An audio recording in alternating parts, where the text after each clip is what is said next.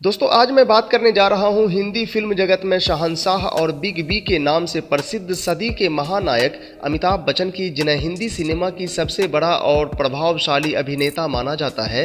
दोस्तों अमिताभ बच्चन को उनकी ज़बरदस्त एक्टिंग के लिए 4 बार नेशनल फिल्म अवार्ड दिया जा चुका है। इसके अलावा भारत सरकार ने उन्हें पद्मश्री और पद्म विभूषण से भी सम्मानित किया है। फिल्मों में आने से पहले संघर्ष किया और एक बार जब फिल्मों में कदम रख दिया तब फ्लॉप फिल्मों के वजह से उनका रास्ता और भी कठिन होता चला गया। बहुत सारे लोगों ने तो उन्हें घर वापस चले जाने की बातें कही, लेकिन उन्होंने हार नहीं मानी और अपनी संघर्षों को जारी रखते हुए सदी का महानायक बनकर दिखाया। तो चलिए दोस्तों, बिना आपका ज़्यादा समय लिए हम अमिताभ बच्चन का इस प्रेरणादायक सफ़र को शुरू से जानते हैं। अमिताभ बच्चन का जन्म 11 अक्टूबर 1942 को उत्तर प्रदेश के इलाहाबाद में हुआ था। उनके पिता का नाम हरिवंश राय बच्चन था, जो एक ज़माने में कवि थे। उनकी मां का नाम तेजी बच्चन था, जो एक समाज सेविका के तौर पर काम करती थी। दोस्तों अमिताभ बच्चन के माता पिता ने शुरुआत में उनका नाम इनकलाब रखा था, क्योंकि स्वतंत्रता संग्राम के उस दौर में इनकलाब जिंदाबाद का नारा खूब जोरों पर था। लेकिन आगे चलकर हरिवंश राय बच्चन के करीबी दोस्त सुमित्रा नंदन पंत के कहने पर उन्होंने अपने बेटे का नाम अमिताभ कर दिया, जिसका मतलब होता है एक ऐसा प्रकाश जिसका कभी अंत ना हो। अमिताभ बच्चन की प्रारंभिक शिक्षा इलाहाबाद के सेंट मैरी स्कूल में हुई। उसके बाद उन्होंने आगे की पढ़ाई के लिए नैनीताल के एक बहुत ही फेमस कॉलेज शेरवुड में एडमिशन लिया, जहां वे पढ़ाई के साथ साथ नाटकों में भी पार्टिसिपेट करते थे।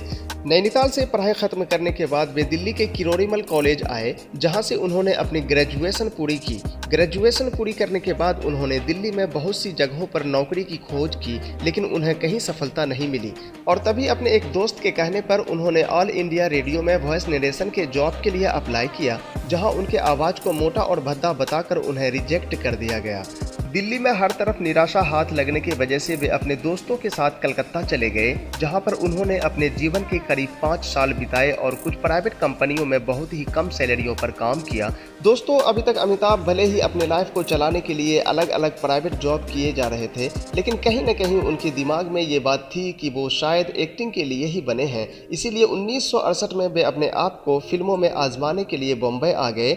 दोस्तों आपको याद होगा, जहाँ एक बार अमिताभ बच्चन को उनके आवाज़ को मोटा और भद्दा बताकर उन्हें रिजेक्ट कर दिया गया था, वहीं फिल्मों में उनकी शुरुआत वॉइस नरेटर के तौर पर हुई, जहां उन्होंने फिल्म भुवन सोम के लिए अपना आवाज़ दिया।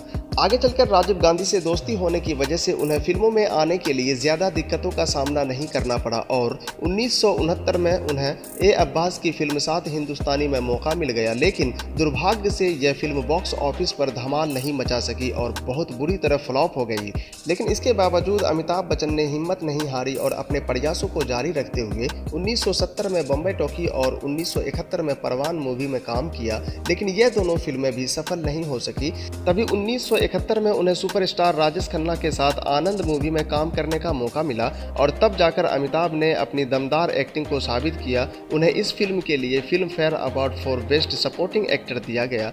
अब धीरे धीरे लोगों के पसंद आने लगे थे, लेकिन उनकी असली कामयाबी 13 फिल्मों के बाद 1973 में प्रकाश मेहरा की फिल्म जंजीर से शुरू हुई, जिसमें उन्होंने अपने पहला नेगेटिव रोल निभाया था। इस फिल्म में एक अनाथ की कहानी थी, जो कि अपने माता पिता का खून होते हुए देखता है और बड़ा होकर पुलिस ऑफिसर बनता है। यह फिल्म उस समय की सबसे सफल फिल्मों में से एक थी।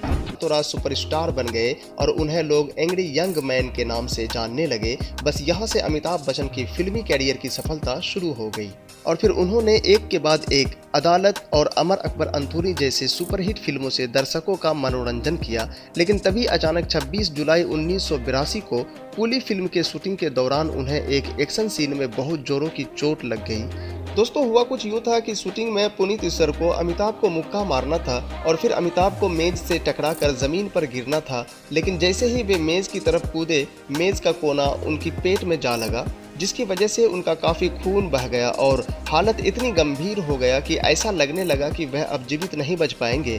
लेकिन डॉक्टर्स की कोशिश और उनके चाहने वालों की दुआएं काम आई और उनका इलाज सफल रहा। उसके बाद 1983 में उनकी वह फिल्म सुपर हिट गई और उस साल की सबसे ज़्यादा कमाई करने वाली फिल्म बनी। कूली में लगी चोट के बाद उन्हें लगा कि अब फिल्में नहीं कर पाएंगे, इसीलिए उन्होंने अपने पैर राजनीति में बढ़ा दिए। लेकिन राजनीति में वे ज़्यादा नहीं टिक सके और फिर 1988 में उन्होंने शहंशाह मूवी से वापसी की। रिश्ते में तो हम तुम्हारे बाप होते हैं,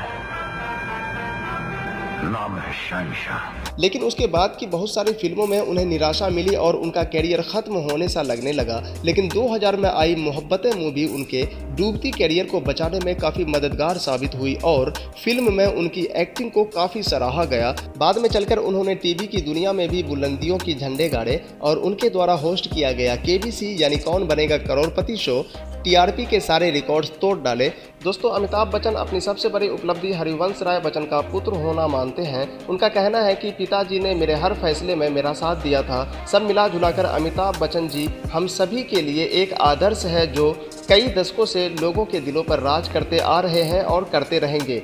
हार मानो नहीं तो कोशिश बेकार नहीं होती, कोशिश करने वालों की कभी हार नहीं होती। उम्मीद है कि अमिताभ बच्चन की ये संघर्ष भरा स्टोरी आपको ज़रूर पसंद आई होगी।